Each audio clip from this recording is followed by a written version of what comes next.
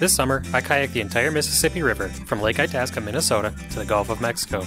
There were several pieces of gear that were important to my trip, and I wanted to give my honest opinion on them. Unlike a normal review, I want to let you know how the item held up after all this time and whether or not I would buy it again. What's going on, everybody? I made a promise while I was on this trip to do some reviews from the river, so here we are. The Mississippi River is right behind me. We are just north of Baton Rouge. I took a 0 day today due to some weather.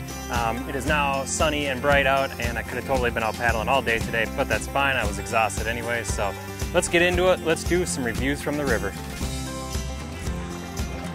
All right, another thing we wanted to talk about while we were out here is these Sea to Summit compression bags. These are dry bags that have a vented bottom that allows air to get out, but no water or air to get back in.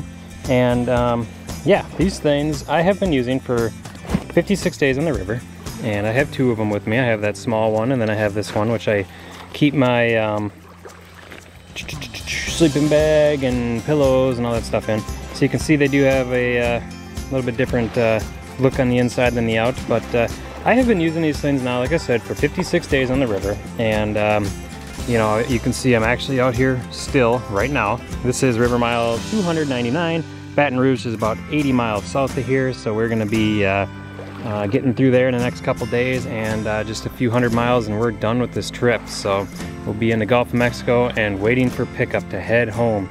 So these things have been great. I have really not a lot of complaints about them. The straps have all held up.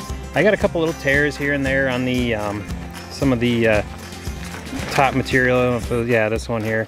Obviously that got caught on something. That is no fault of the bag, I don't think. And but these things have been wet and they have been beat up a little bit, and yeah, so they have held up pretty much perfectly.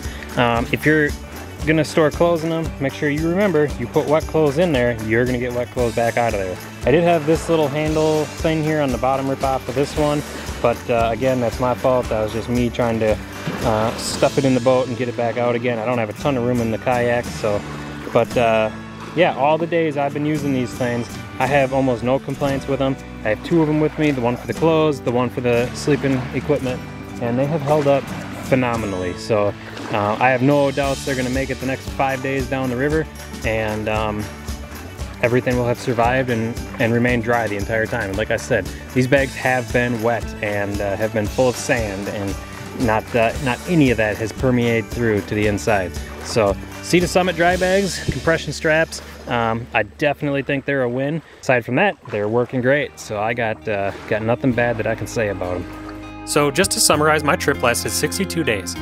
I paddled nearly 2,300 miles, and these bags made it all the way, with only minor issues, none of which compromise the integrity of the bag. Something to take away from this video is I used this item for 2 months straight, not just over a weekend so I could put out a quick video, but actually relied on them to last day in and day out. I would definitely buy this item again and trust it for another extended trip. I hope this short video helped you in some way. Ask any questions you have, and I'll do my best to answer them. Take care, and I'll see you on the next one.